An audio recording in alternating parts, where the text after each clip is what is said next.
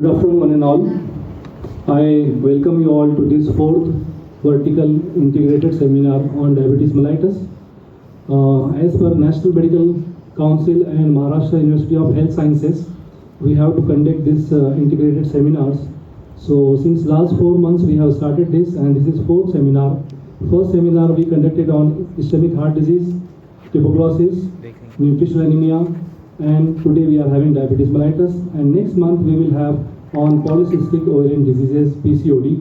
That will be on 23rd December in this hall only. So today we have 8 participants for this presentation, and judges we have, the judges are Dr. Ajit Bhale, Professor Head Department of Biochemistry. Second judge is Dr. Purushottam Giri sir, Professor Head Department of Community Medicine, and Dr. Imran Khan, Professor Head Department of Pharmacology. These are the 3 judges today. So we have total 8 presentation, but we have 9th special presentation from the winner of last integrated seminar. So I request all the participants, so please come on the dais and take the chairs, and we will start the session with first presentation, that is by Saad Khan on insulin and carbohydrate, protein and fat metabolism.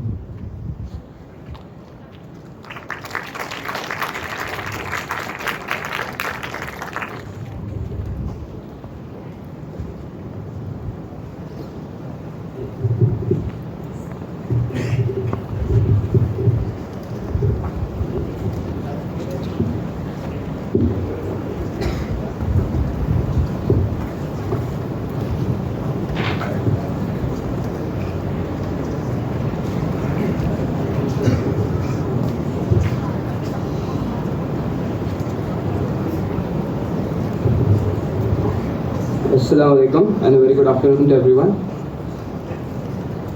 My name is Saad Khan of batch 2024, and I will be talking about the chemical whose very presence or absence and whose abnormalities in regulation decides this fate of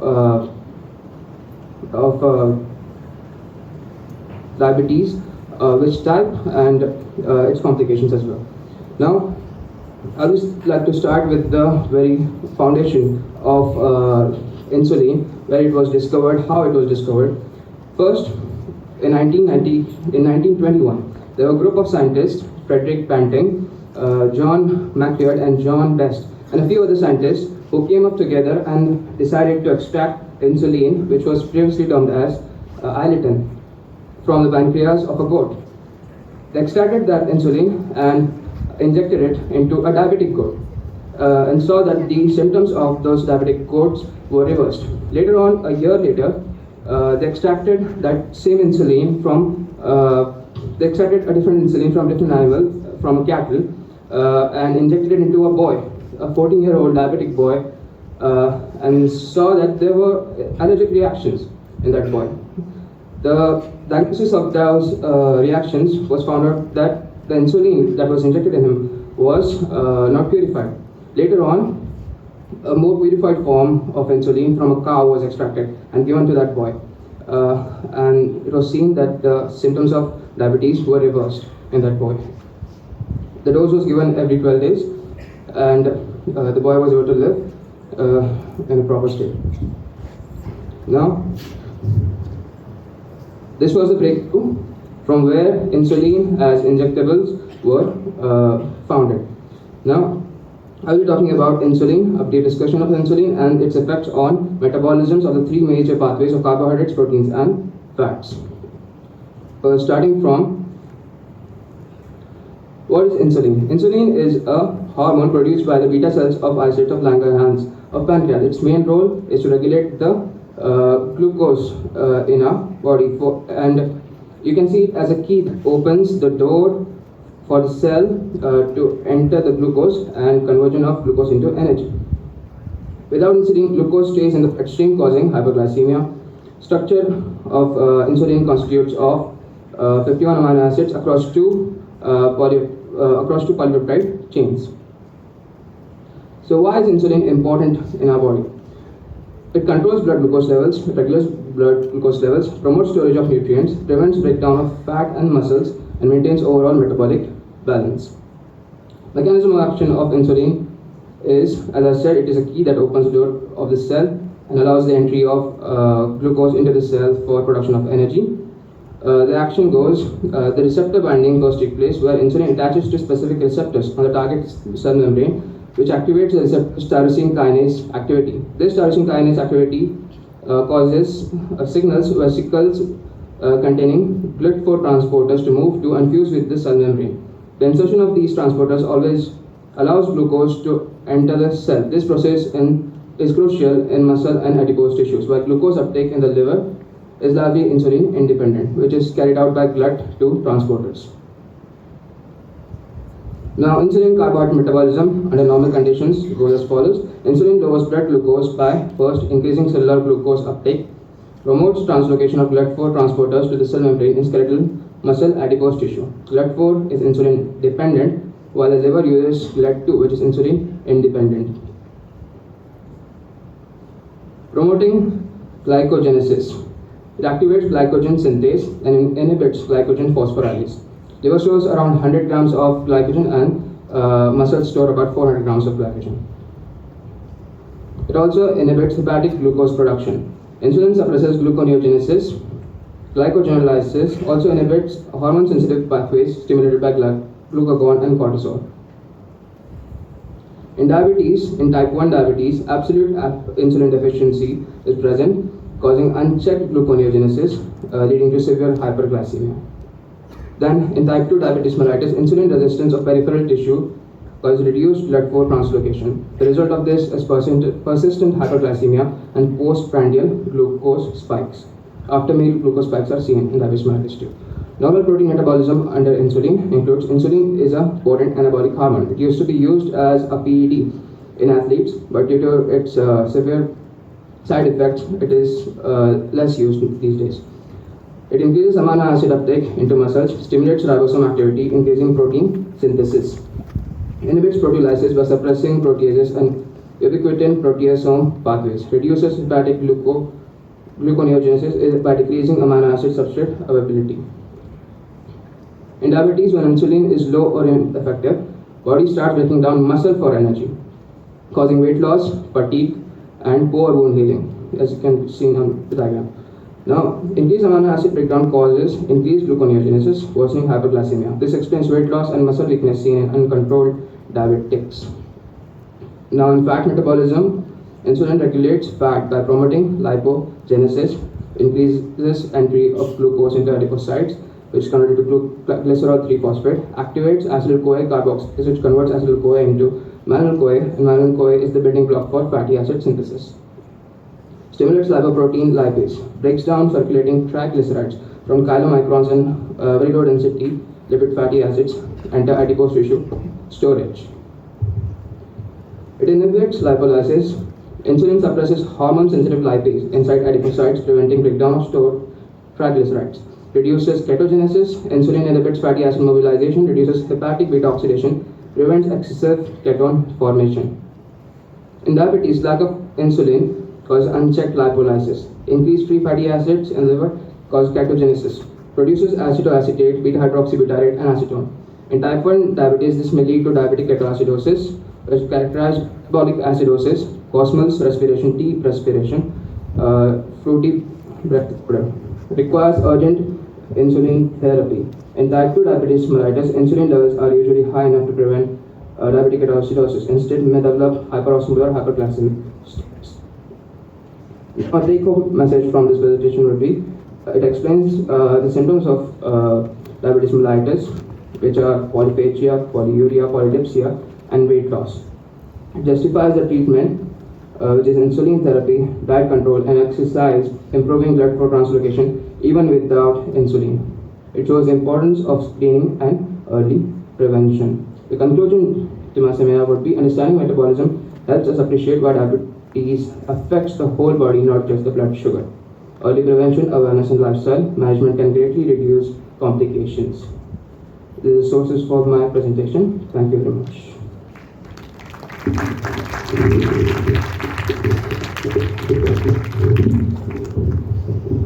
So that was Saad Khan from 2024 batch. He was talking about the insulin and its effects on carbohydrate, protein, and fat metabolism.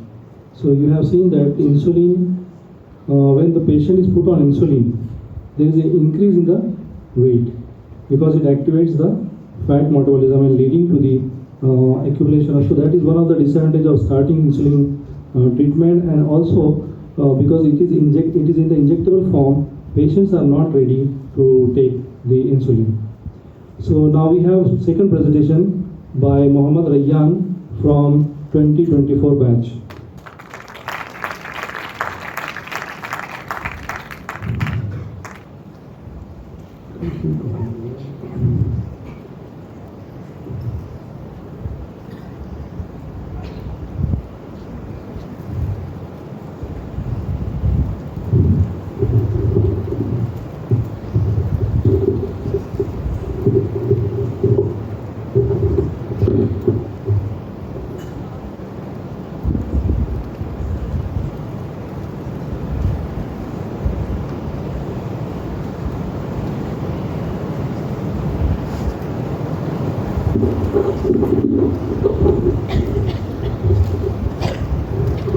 Assalamu alaikum and a very good afternoon to one and all present here.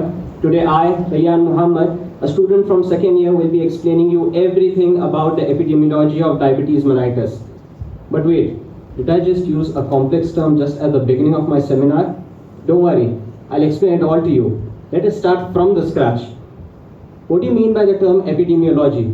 Epidemiology is the study of distribution of health-related events in a specified population, and also includes the study of prevention and control of health-related diseases.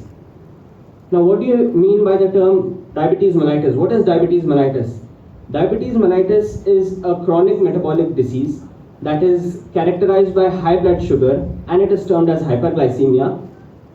And it is caused due to the body's inability to produce insulin, or even if insulin is present, the body does not utilize it effectively. Then what are the major types of diabetes? We have three major types of diabetes: type 1 diabetes, type 2 diabetes, and the gestational diabetes. What is type 1 diabetes?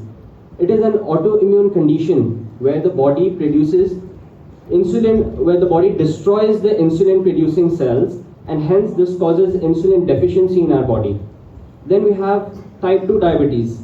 It is a progressive condition where the body either does not produce insulin, or even if the body is producing insulin, it does not uses it efficiently to meet the body's requirement. Now, according to the International Diabetic Federation, 90% of the diabetic cases are of type 2 diabetes. Lastly, we have the gestational diabetes. It is a temporary form of diabetes that is developed during pregnancy, and its major causes is hormonal change. This can also increase the risk of having type 2 diabetes at the later stages of your life. Then this is the detailed distribution of diabetes mellitus. Starting up with the undiagnosed individual, they constitute about 28% of the population. This is the largest segment, and it constitutes over 1/4 of the population, where the people are completely undiagnosed and they are unaware of this condition as well. On next, we have the 11% of the population where they do not have the knowledge of what diabetes is, what are the consequences, what are the symptoms, the treatment, prevalence, diagnosis. They don't know anything about this. This majorly highlights the requirement of public health education in our society and having community medicine as a subject as well. Then next we have the 18% of the individual where they are diagnosed and they follow a proper treatment. They inculcate regular exercise, they have a good diet plan, and they also take up regular medicines. Such kind of behavior, such kind of an ideal behavior is definitely promoted in our society. Then again next we have the 18% of the population. These are diagnosed individuals, but they do not follow their routine because of their busy schedule. They often skip follow-ups, they avoid regular medication, and most importantly, they prioritize their work over their health. Do you know that one of the greatest leaders of our nation, Mohandas Karamchand Gandhiji, once said that health is wealth. And so on, as an individual, it is very important for us to preserve our health. Then we have a small group of people where they are diagnosed, but they are very casual with their behavior. And they are none other than the youngsters. They often believe that lifestyle change can alone be a cure of a disease. Now they are somewhat partially correct. Lifestyle change can cure a disease, but it is not the complete prescribed treatment of this. Then we have the smallest group of population where they are diagnosed but they avoid the follow-ups. Why? Because they have some physiological barriers such as fear of injections, fear of blood tests, anxiety about hospitals. This also highlights that we need to conduct more and more amount of counseling sessions in our society to clear out their doubts and queries regarding these factors. Lastly, we have the 12% of the population where they are diagnosed and they modify their lifestyle according to themselves. Such kind of ideal behavior is also promoted in the society. This is the Indian scenario. You know that 65.1 million individuals are affected with diabetes in our country. The current population of India as far as 2025 is over 1,450 million, out of which 65.1 million are already affected. Then we have the diabetic prevalence is 8.56%. What is diabetic prevalence? It means that in a group of 100 individuals, 8 to 9 individuals are already affected in our country. And so on, India is also known as the diabetic capital of the world, followed by China on the list. More worryingly, this number is set to increase to 87 million by 2030. And so on, it is very important for us to educate the people about the prevention and cure against such kind of diseases. This is the worldwide scenario as ranging from 20 to 79 years. We have 589 million cases which are projected to increase to 853 million by 2050. These are the major risk factors, primarily being sedentary lifestyle. What is sedentary lifestyle? Sedentary lifestyle is spending most amount of time sitting or lying down at one position. Excessive screen time can also be one of the major reasons of sedentary lifestyle. Sedentary lifestyle is usually observed in individuals who work in corporate offices who have long sitting hours of work. Then we have lack of exercise. It is very important to inculcate exercise in our daily routine, even if it is as short as 30 minutes of time duration. Then we have high saturated fat intake. Do you know that high saturated fat intake directly affects the insulin resistance in our body, being one of the major reasons of having diabetes? Lastly, excessive alcohol intake. Alcohol directly damages the pancreas and the liver. This will affect the synthesis and the metabolism of insulin in our body. That may cause diabetes. So these are the sources for my presentation. And thank you so much for being such a lovely audience there and having the time to listen to me. Thank you. Thanks a lot. Assalamu alaikum.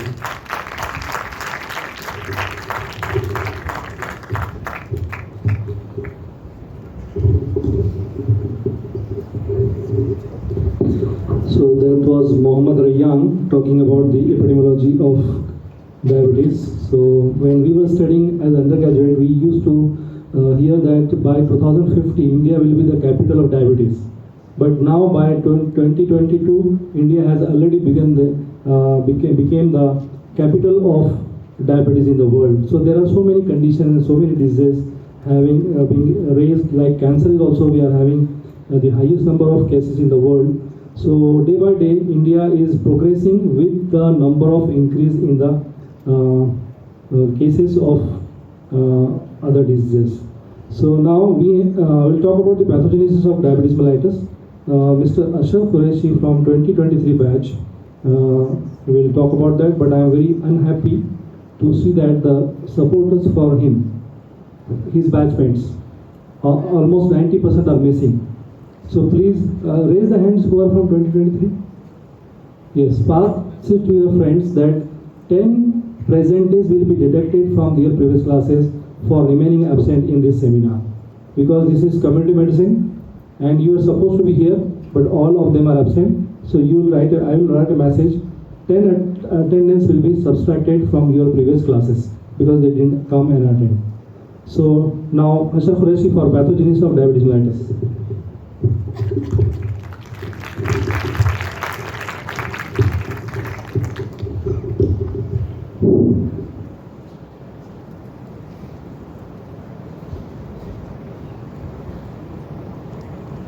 Assalamualaikum everyone. I am Ashraf Qureshi from batch 2023.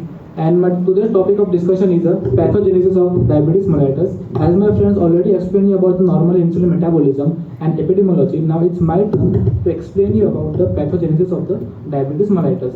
So these are my overview of my seminar. Type 1 diabetes mellitus pathogenesis, stages of type 1 diabetes mellitus, and risk factors for type 2 diabetes, and the mechanism behind the insulin resistance and beta cell dysfunction. So let's begin with here. Type 1 diabetes mellitus. You already know that the type 1 diabetes is an autoimmune disease. What do you mean by autoimmune disease? Autoimmune disease basically it's a imbalance between the lymphocytic activation and mechanism of tolerance. In this case, in type 1 diabetes mellitus, there is a failure of mechanism of tolerance.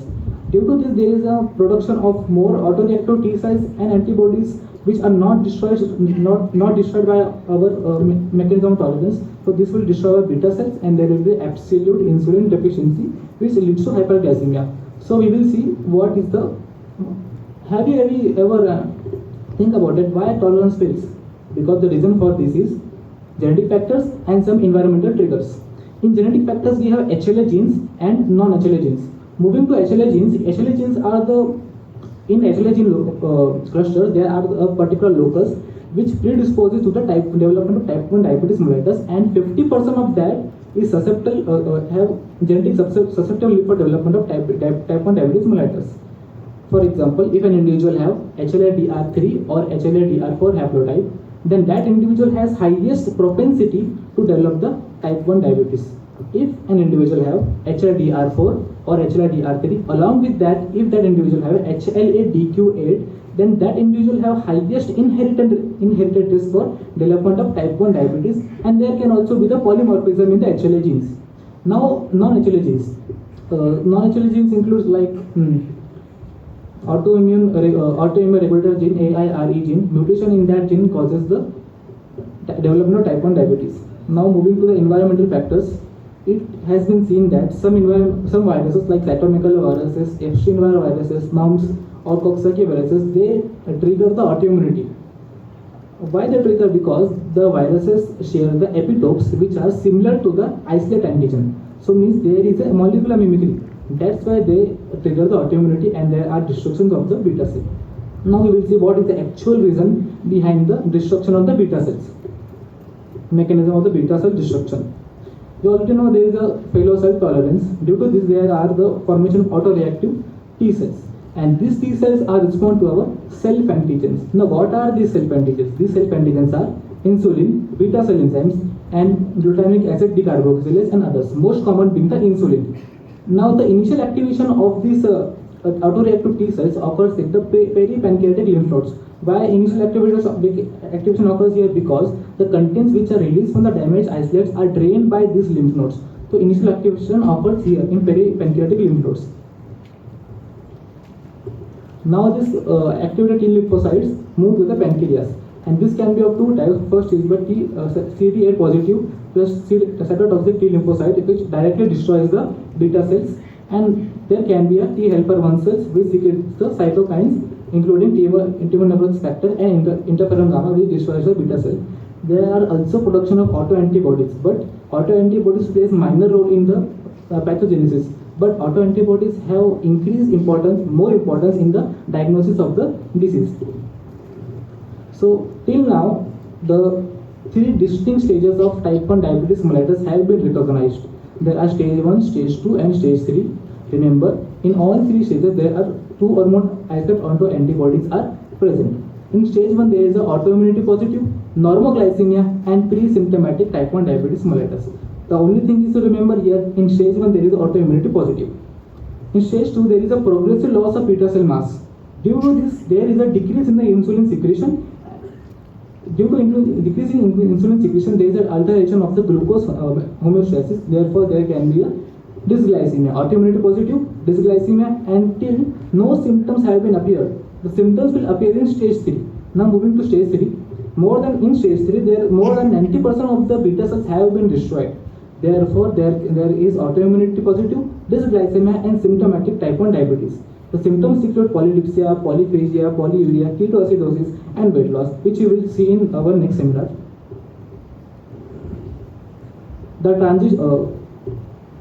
Before that, the transition from stage 2 to to stage 3 may be abrupt due to some superimposed stress like infections, because in infection there is more increased demand for the insulin. This is all about type 1 diabetes mellitus. Now let's talk about type 2 diabetes. It's a complex disease, involves interplay of genetic factor, environmental factors, and a pro-inflammatory stage. We will see this pro-inflammatory stage in next slides. And there is no evidence of autoimmunity. Here is relative insulin deficiency, while in type 1 diabetes there is absolute insulin deficiency, and here also insulin resistance. Typically seen in the obese patients, is the most important risk factor, older than 40 years of age, and also seen in children and in adults. Now what are the risk factors? First and foremost being the obesity. Data shows that 80% of the diabetes type 2 diabetic patients are obese, and the obesity is mostly central obesity. Second one is sedentary lifestyle. The risk of developing a type 2 diabetes mellitus increase in the persons who have sedentary lifestyle, even though they are not obese. So in sedentary lifestyle there is the insulin resistance, and why doctors advise us to do regular exercise and warm up? Because exercise and warm up increases the insulin sensitivity. It reverses the insulin resistance. And third one is the metabolic syndrome. It is a group of disorders like hyperglycemia, hypertension, and hypercholesterolemia. Fourth one being the sleep disorders or disruption of circadian rhythm. Particularly, obstructive sleep apnea have increased risk of development of the type 2 diabetes mellitus. Now, what do you mean by disruption of circadian rhythm? It means there is a misalignment between the internal circadian rhythm and the external environment. For example, a person is awake at night, but he sleeps at daytime. This disrupts the glucose homeostasis. Due to the disruption of glucose homeostasis, this affects the insulin release and action of insulin. Now, fifth one being the ethnicity. There are some ethnic groups involved, like South Asian population and Middle East population. They have higher risk of developing a type 2 diabetes. Now let us see what are the pathogenesis of the type 2 diabetes in detail. You are seeing at the insulin resistance and beta cell dysfunction. These two are the most common and most important metabolic defects in a person suffering from the type 2 diabetes mellitus. If you understand the concept behind insulin resistance and beta cell dysfunction, then your understanding of the type 2 diabetes is completed. Let's see one by one. What do you mean by insulin resistance? Insulin resistance is the failure of the target tissues to respond normally to insulin. Now, what are these target tissues? These are liver, muscle, most commonly skeletal muscle, and adipose tissue. When there is insulin resistance in liver, there is a decreased inhibition of the gluconeogenesis. This causes increase in the fasting blood sugar level. Moving to the skeletal muscle, when there is insulin resistance, there is a decreased glucose uptake by the skeletal muscle. What happens normally under the influence of the insulin, the glucose which is circulating in our blood is uptaken by the skeletal muscle, and due to decreased uptake of glucose by skeletal muscle, there is increase in the postprandial glucose levels, and due to insulin resistance in adipose tissue, there is increased triglyceride breakdown, and due to this there is increasing free fatty acid level, and this free fatty acid is one of the most culprit for development of the type 2 diabetes. Now we have seen what are the effects of the insulin resistance. Let's see what are the causes for this insulin resistance. First and foremost being the obesity, central obesity. In obese people, there is a decrease in adiponectin levels, and this decrease in adiponectin is directly related to the insulin resistance. Remember, my friends, decreased adiponectin is a hallmark for insulin resistance. In obese people, obviously they are obese people, so the free fatty acid levels in their blood are increased because the central fat is more lipolytic. So the free fatty acid levels are increased, and due to the fat metabolism, there is a formation of some toxic metabolites which causes the lipotoxicity, and this lipotoxicity causes insulin resistance. And some of these free fatty acids may go into the liver and enter into hepatocytes. After metabolism inside the hepatocytes, there are the formation of some there are formation of some toxic metabolites which causes liver cell dysfunction, and this may lead to the non-alcoholic fatty liver disease, and this also causes the insulin resistance. And some of these free fatty acids move to the pancreas and they are uptaken by the macrophages. This gives the stimulus to release some pro-inflammatory cytokines like interferon-1 beta, and this is what we are talking about, the pro-inflammatory stage which causes insulin resistance and beta cell dysfunction. There is another cause for the insulin resistance is the functional defects in the insulin signaling. This free fatty acid enters the pancreas, causes lipotoxicity, also causes beta cell dysfunction. Now beta cell dysfunction is there, so there is a decreased secretion of insulin. Due to this, there is a hyperglycemia. So what we are seeing that the pro-inflammatory state is not only the cause for the beta cell dysfunction. There are other causes for beta cell dysfunction like chronic hyperglycemia. It itself causes beta cell dysfunction. This is known as glucotoxicity. Abnormal incretin effects also cause beta cell dysfunction, and amyloid. It has been seen that in research that amyloid deposition in isolate of pancreas in pancreas causes beta cell dysfunction, and there are some genetic defects in beta cell functions. For example, MODY, maturity onset diabetes of young. In this, there is a mutation in MODY1 to MODY6 genes. Initially, when the insulin resistance is developed, there is a development stage of beta cell compensation. Now, what is this? Initially, what happens? There is insulin resistance, so the beta cells try to secrete more and more of the insulin to compensate this. But on later stage, there is insulin resistance. So, in spite of having more insulin in our blood, this insulin is not useful. So, beta cell get exhausted, and there will be a beta cell dysfunction. So, these are my references for my seminar. Thank you very much for listening to my seminar.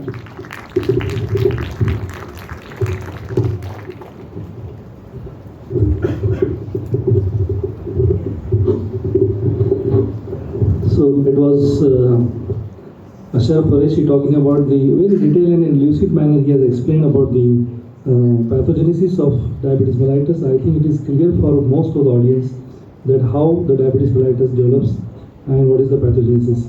So once the pathogenesis sets into, the disease develops and the patient will present to the clinician. Now we'll see what are the clinical presentation of diabetes mellitus. So I invite Mantasha for talking on clinical presentation of diabetes mellitus.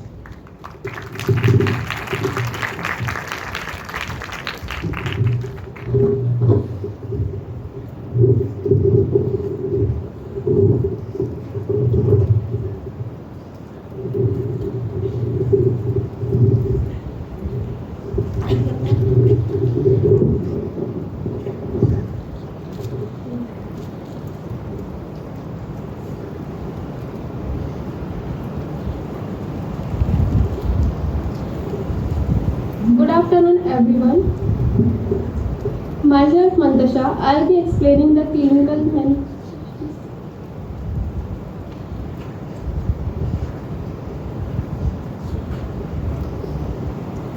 manifestations of diabetes mellitus. These are the objectives I am going to cover. Here is the one clinical scene. A 52-year-old woman weighing about 80 kg came to the OPD complaining of weakness and lethargy for the last 2-3 months.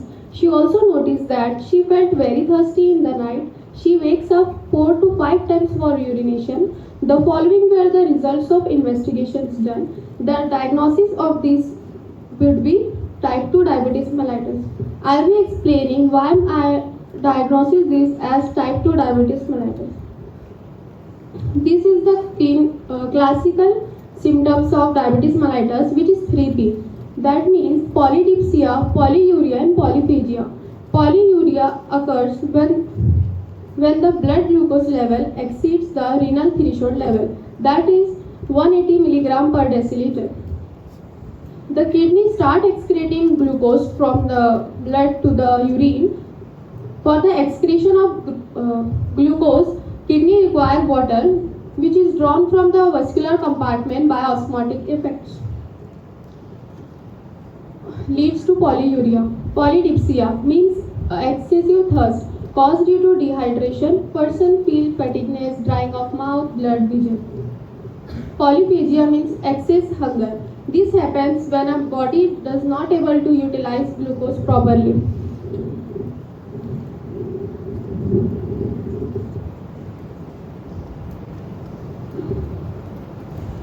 Excessive sleep. It occurs due to 2 reasons. First is the fluctuating blood sugar level, and another is the nocturia, daytime weight gain. Weight gain happens when there is an increased level of insulin in the body and insulin resistance because insulin promotes fat storage and appetite. Person may seem fatty but he is tired, breathlessness, and he is not able to tolerate heavy physical activities. Slow healing. Acute hyperglycemia impairs leukocytic function like neutrophils, phagocytosis,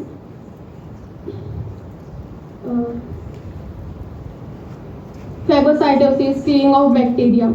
This results in delaying of tissue healing. Persistent redness or swelling seen. Excessive fatigue due to cellular glucose deprivation and persistent catabolic state. Blurred vision. Acute hyperglycemia causes osmotic swelling of lenses and reduces refractive index, leading to transient blurring of vision. Prolonged cases causes diabetic retinopathy and early cataract formation. Persons suffering from blurred vision are not able to accommodate reflexes. Weight loss. Weight loss due to insulin deficiency causes catabolic effects. Here is the difference between the type 1 and type 2 diabetes mellitus, which has already explained.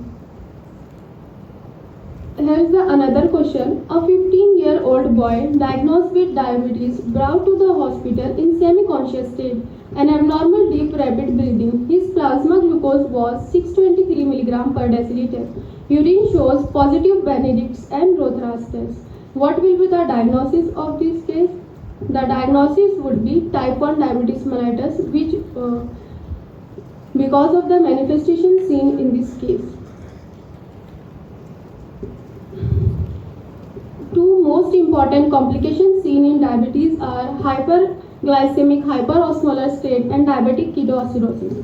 Hyperglycemic hyperosmolar state seen in type 2 diabetes mellitus, while in diabetic ketoacidosis seen in type 1 diabetes.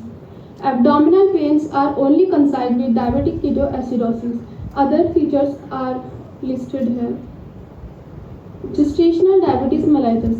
Usually it is asymptomatic. Patient complain with mild hyperglycemia detected in routine screening, often associated with excessive fetal growth called macrosomia. Gestational diabetes mellitus usually disappear after pregnancy, but the women suffering with gestational diabetes mellitus and their children are at more risk for developing type 2 diabetes in later life.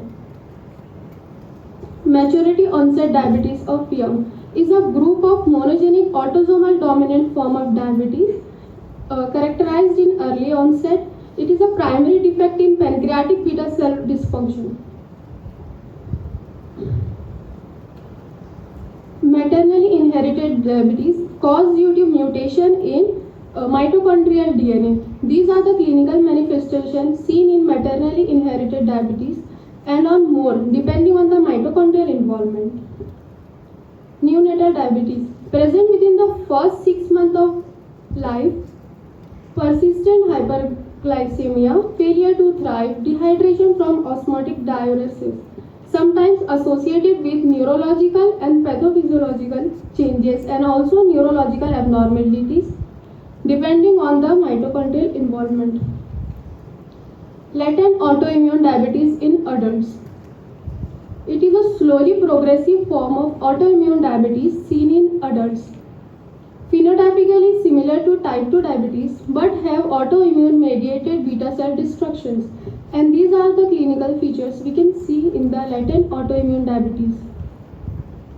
Diabetic nephropathy, diabetic retinopathy and diabetic pools are the three manifestations seen in the diabetic cases.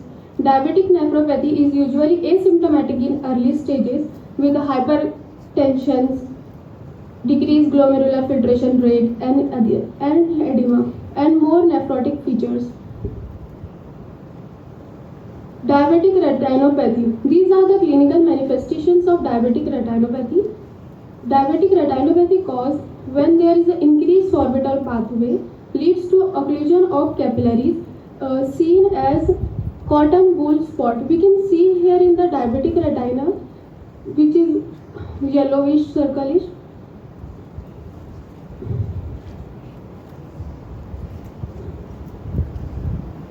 Diabetic foot. Persons suffering from severe diabetes have high chances of developing infection, ulceration, destruction of tissues in their food with this clinical manifestation, and also associated with neurological and peripheral arterial diseases. These are the references I have used to make this informative slide. Thank you all.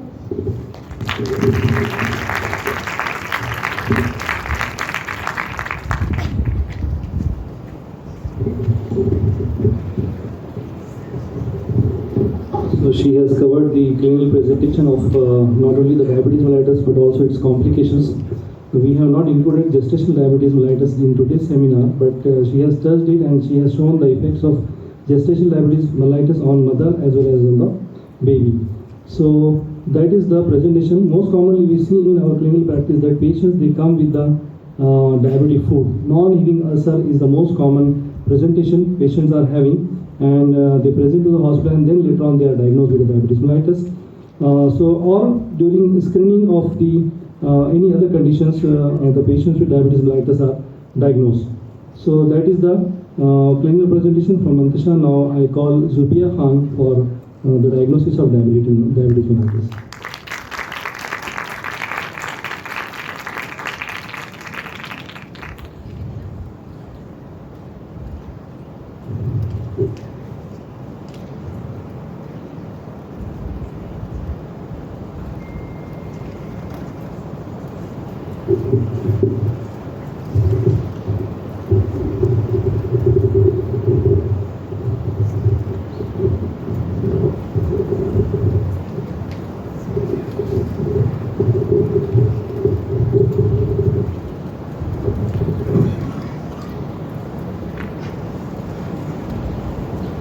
Assalamu alaikum everyone.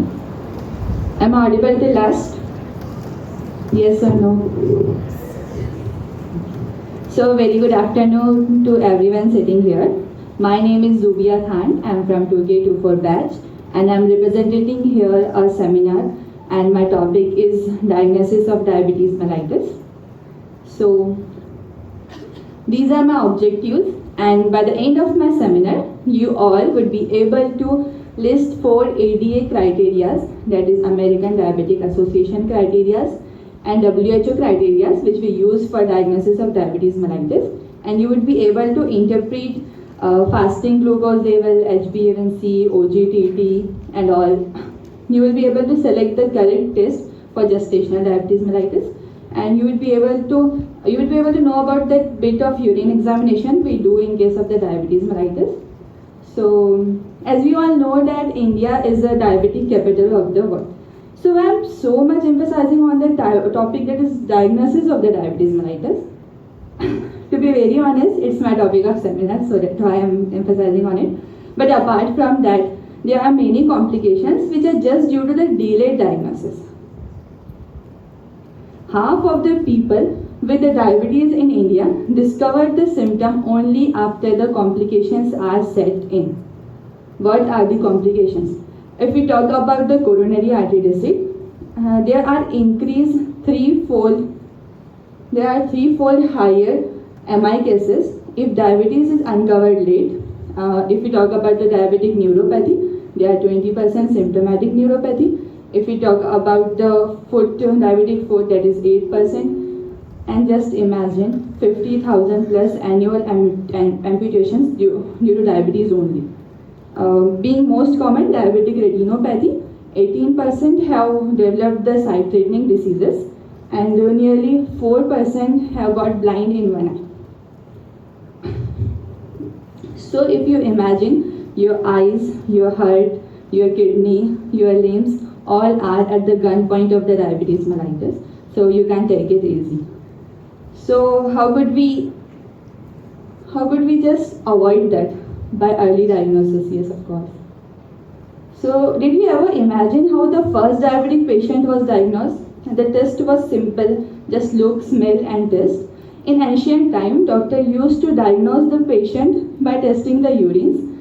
So, it was literally, the first tool was a sip of urine, no lab, no investigations and no strips, just human test buds.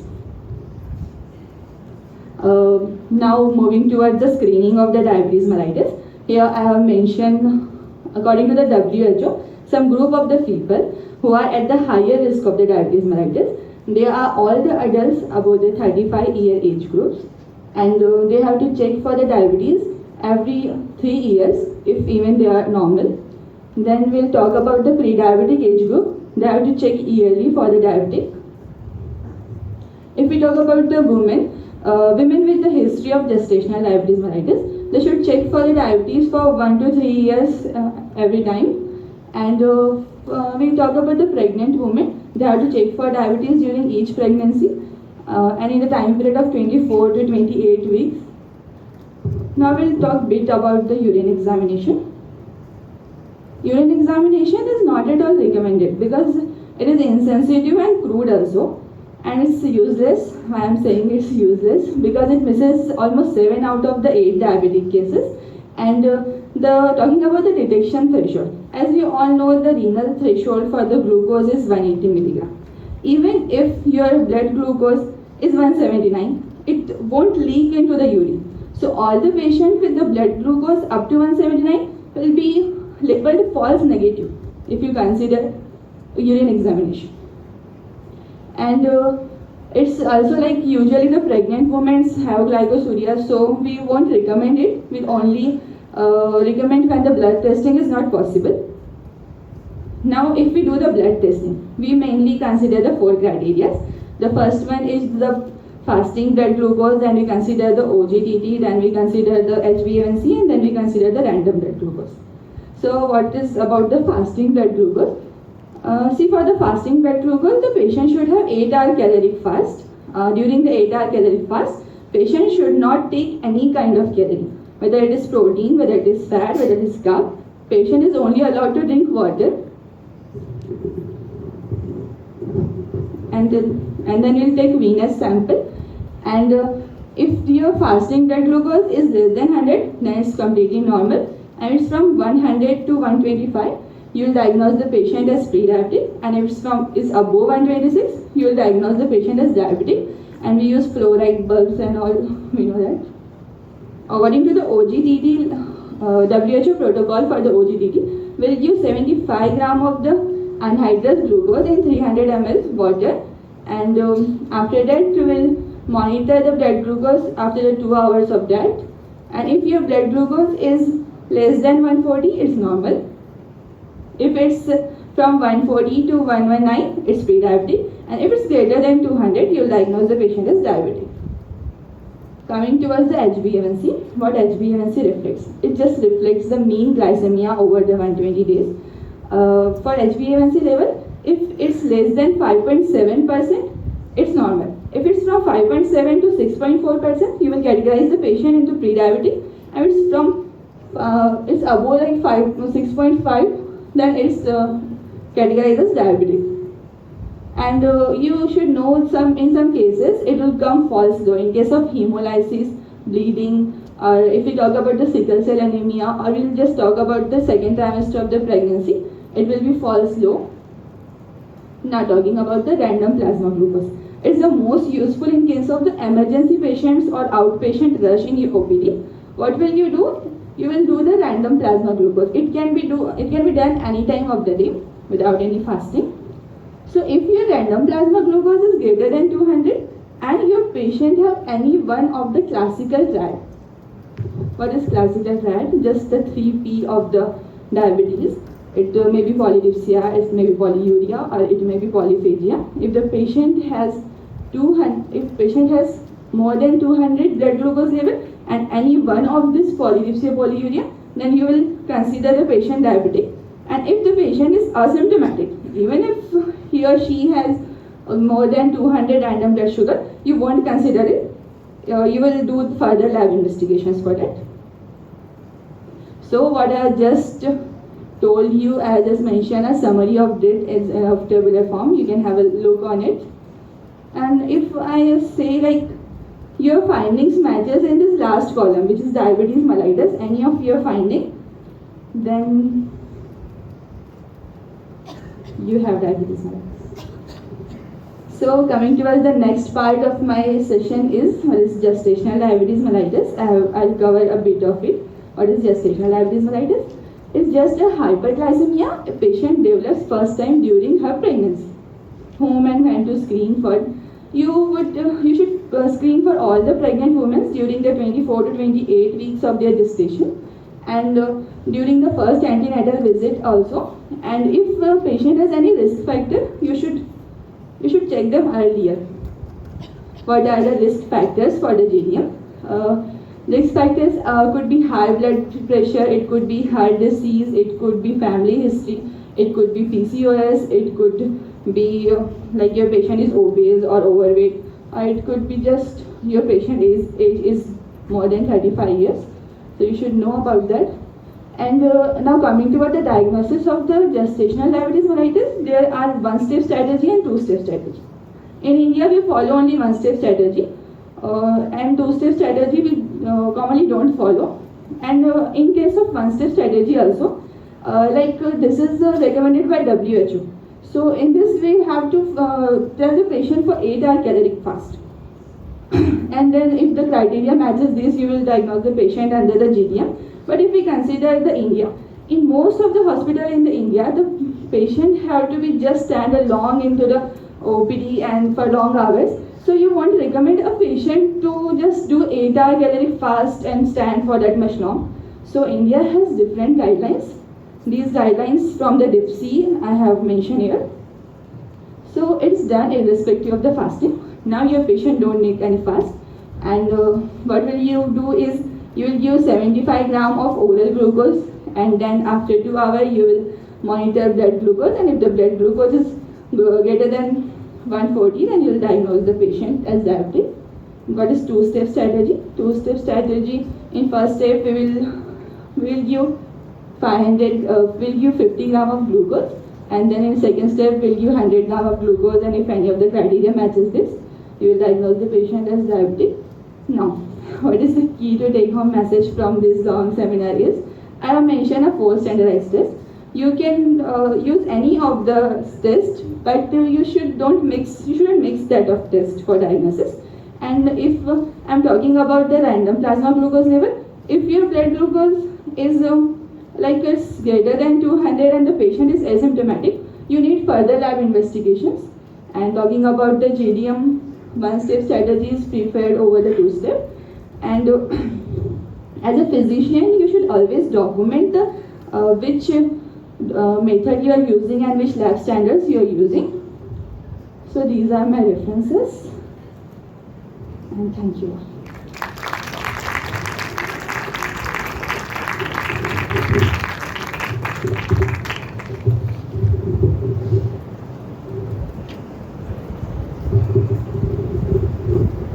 So that was the diagnosis. She has already mentioned that there is always a delay in the diagnosis of diabetes mellitus. Patients, they do, because it's this disease also implies the iceberg phenomenon, where most of the patients are there in the community, but they don't come forward to take the to diagnose and to take the treatment.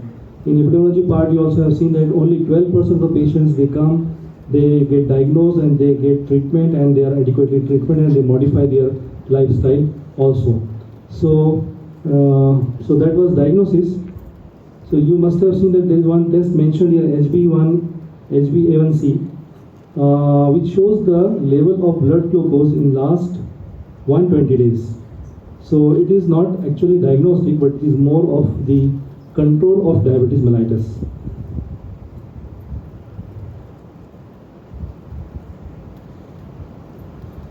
So that's why while prescribing the test, it is very important that you must see that what kind of test you are prescribing and what kind of scenario is there to diagnose the diabetes mellitus. After the clinical presentation and diagnosis, now it's time to prescribe the treatment to the patient. So I call Haji Saman Nas for the pharmacotherapy of diabetes mellitus.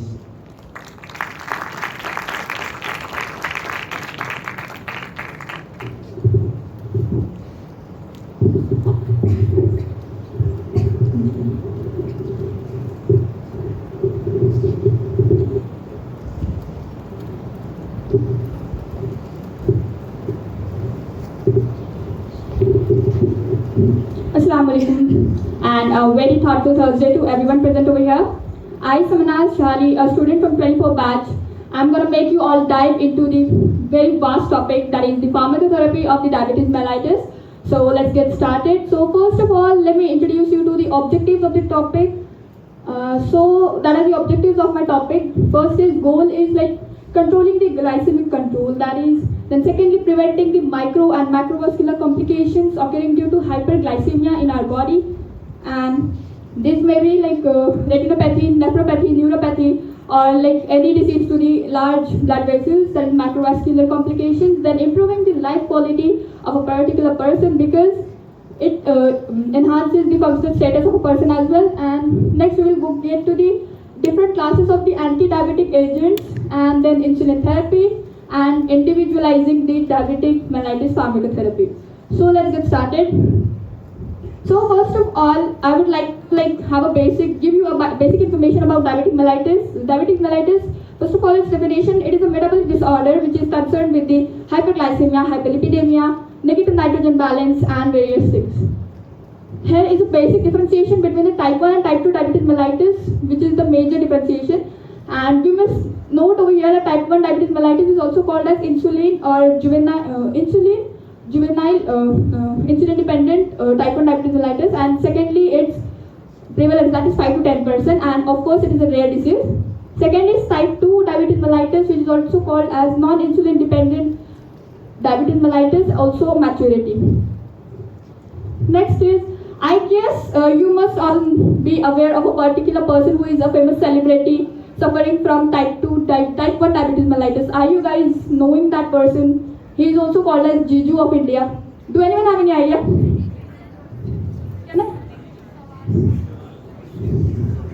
Yeah, obviously. He's Nick Jonas. He was diagnosed with type 1 diabetes mellitus when he was 13 years old. Now, okay, finally moving to our prime topic, that is the anti-diabetic drugs. Anti-diabetic drugs are mostly divided into two categories, that is the injectables and the oral drugs. So injectables are further divided into two topics, the insulin dependent and the non-insulin dependent. So insulin dependent are those which are formed of recombinant DNA technology and with the special staining techniques using Escherichia coli and yeast. So we have here rapid acting, we have examples like aspart, and short acting we have regular, intermediate we have NPH, and long actings like detimil. And non-insulins are amylin analogs and GLP-1 analogs. So let's get further move. So this is the injectables of insulin. Here I have just distinguished the generic name, and here in this particular table we will be seeing the onset and peak duration of it. And rapid actings are acting for short duration, but they are quick in action. Now let's move to the next point. This one is the graphical presentation of onset and peak time of the injectables, insulin injectables, and this particular graph is of 3 different insulin regimens for a particular period, that is 24 hours of time. Here we can refer the second one, that is the mixed one concentration, that is NPH to regular ratio, it must be 70:3. It is a good combination for prescribing a particular diabetes mellitus patient, and it will work out. But it's a bit difficult because maintaining 70:30 concentration in our body is a bit difficult. So that's it. And now next we'll go to the next point, that is the non-insulin dependent. Non-insulin dependents are amylin analogs and GLP-1 analogs. So important is the amylin analogs. We have here, over here example is pramlinate.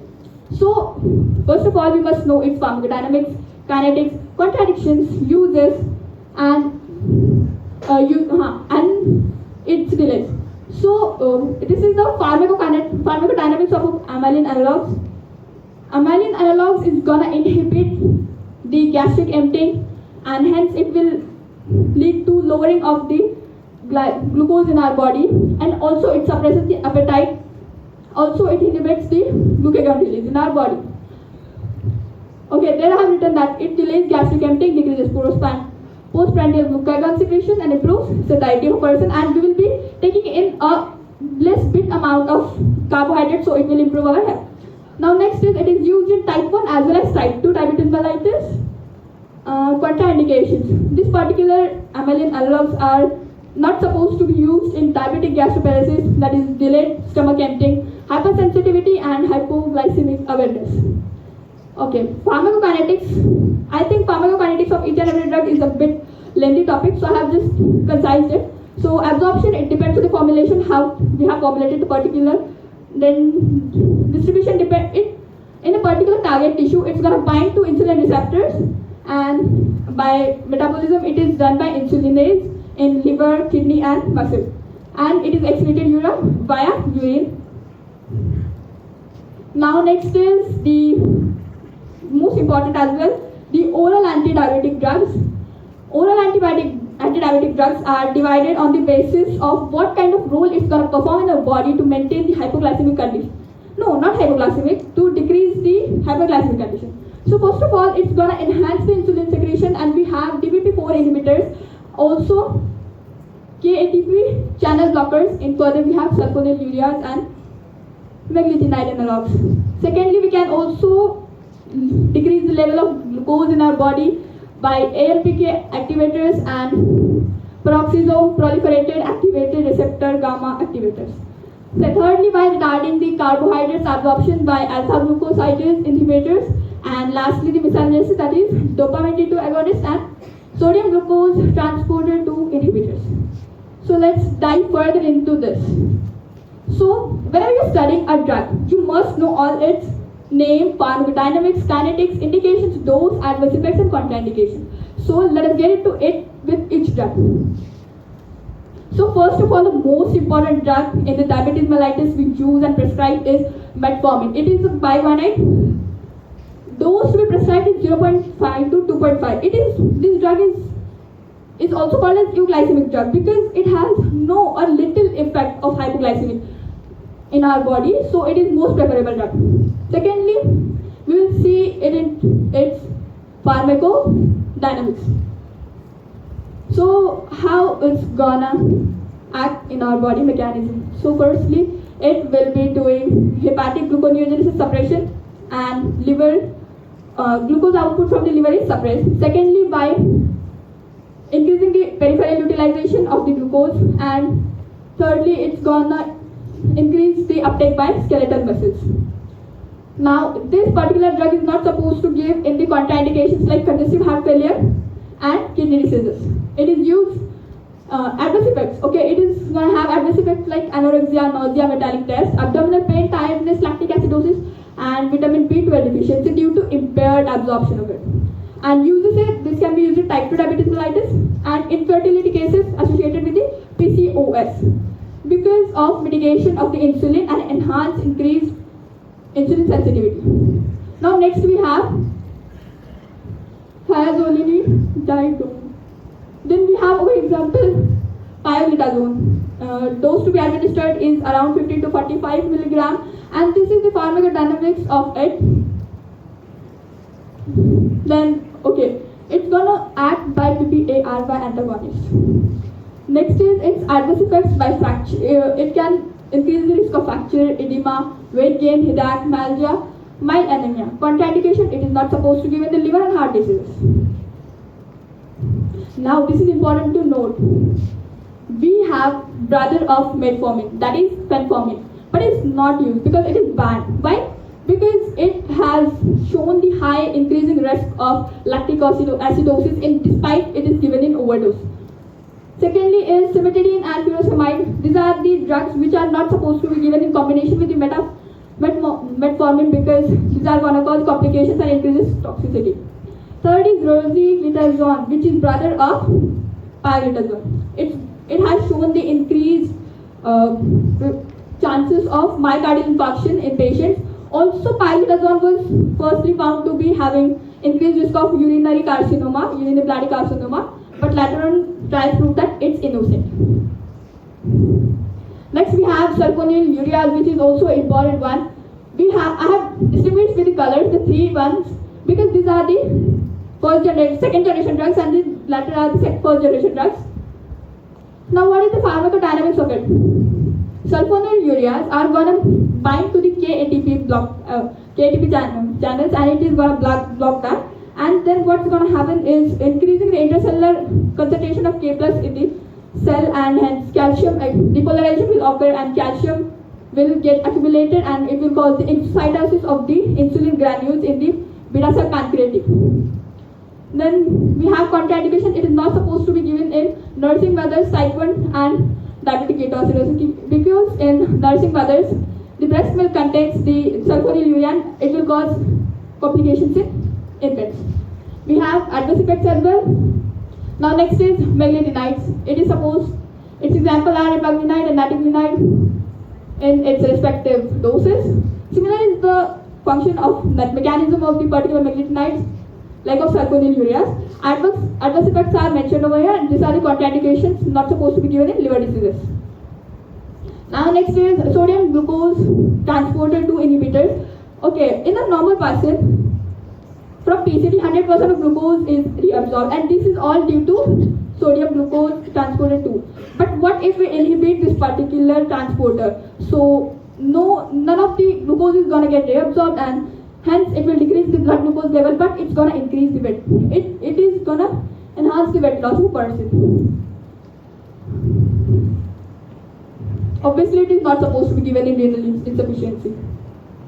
Now next is dipeptide peptidase 4.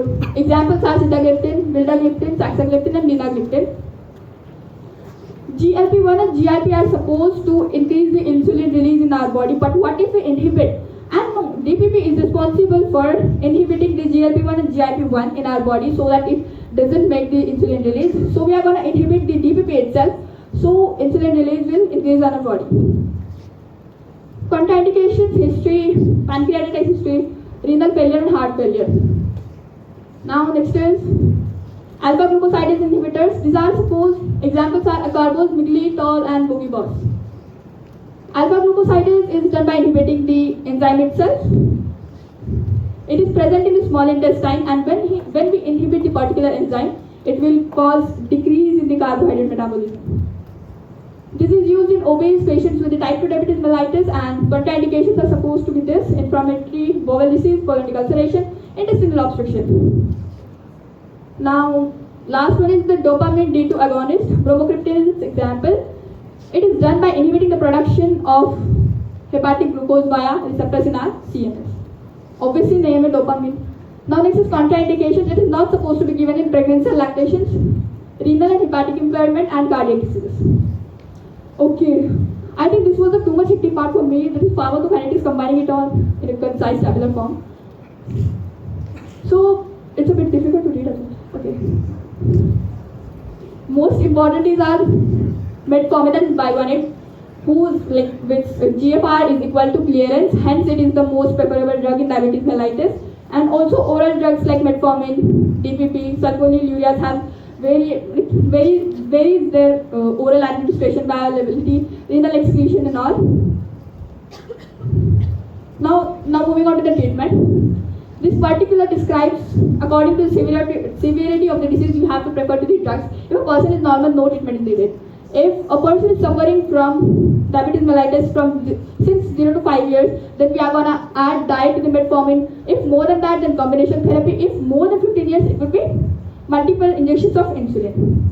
These are the concise form that which drug is to be supposed to be used in type 1 and type 2 diabetes mellitus. Obviously, insulin and amylin analogs are supposed to be used in both type 1 and type 2. Other are used in type 2 diabetes mellitus. Okay, now this is the management of the diabetes mellitus. Most important is lifestyle of the person. So in type 1 diabetes mellitus, lifestyle plus insulin suppose, then person's hyperglycemia will be controlled, and in type 2 is similar. If it's uncontrolled, then we are going to have two further cases, that uncomplicated and complicated.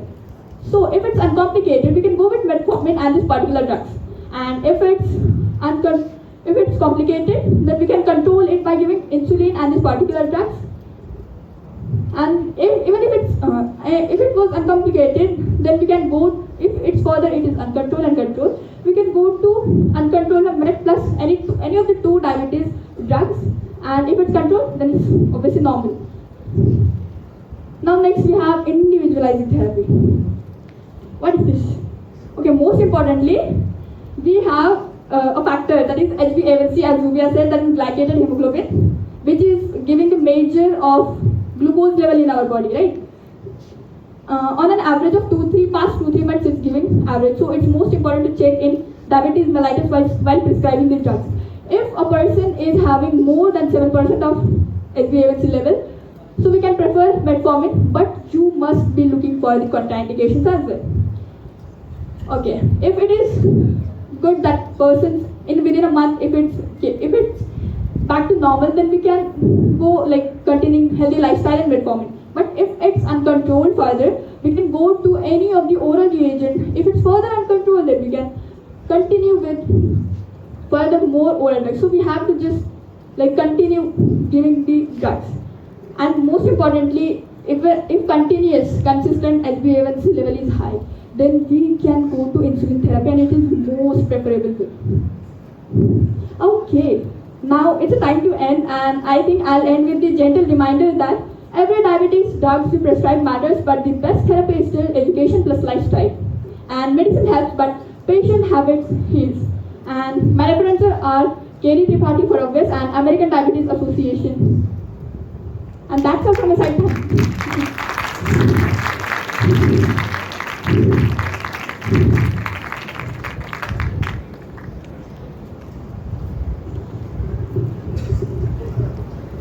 So that was pharmacotherapy.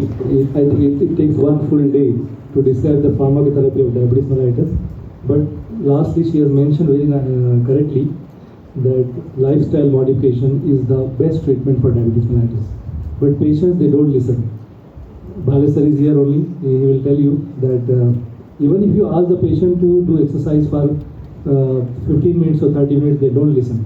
They ask the doctor to prescribe the medication. And if doctor says that we will prescribe you insulin, the next day the patient goes to next doctor and they ask for the oral anti-diabetic drugs. So that is the scenario with the treatment of diabetes mellitus. But we have seen that most of the time patients with diabetes mellitus, they present with complications. And one of the most common complications is diabetic foot. So I invite Mahesh Khan from 2021 batch. And I don't find any support for you also. कितने लोग हैं 2021 के?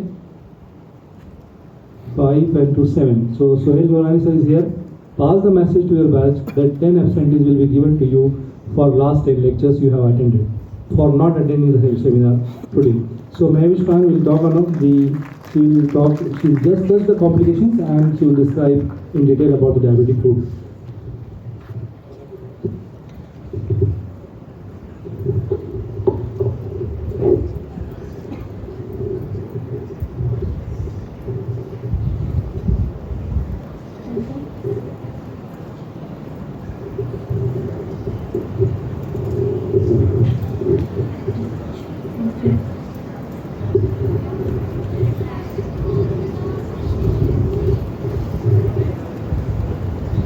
Assalamualaikum everyone.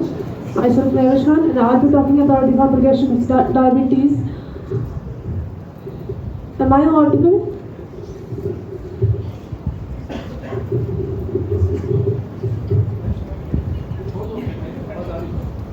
Okay. So the complications of diabetes, the two very famous clinical trials, DCCT and the UKPDS, which was conducted for the type 1 and type 2 diabetes, they confirmed that that persistent hyperglycemia is responsible for the long-term complications of diabetes. Okay, so there are two things: persistent hyperglycemia, and the other one is the morbid complications. The bridge between the two things is the four key mechanisms that I'll be describing, but not in much detail. Mechanism 1. The accelerated production of advanced glycation end products, AGEs bind to RAGE receptors on the inflammatory and the endothelial vascular smooth muscle cells. Mechanism 2. Excessive production of protein kinase C. Mechanism C. We have the increased production of ROS, and the mechanism 4 here, increased production of F6P. Now these four mechanisms, what they do is that they lead to vasoconstriction, inflammation, and thrombosis. These are the three things that are responsible for the long-term complications of diabetes. Now I'll be giving the overview of the complications of diabetes. Okay, so there are two types of complications: chronic complication and acute complications. In chronic, we have the macrovascular disease and the microvascular diseases. Now, the macrovascular diseases of diabetes occurs when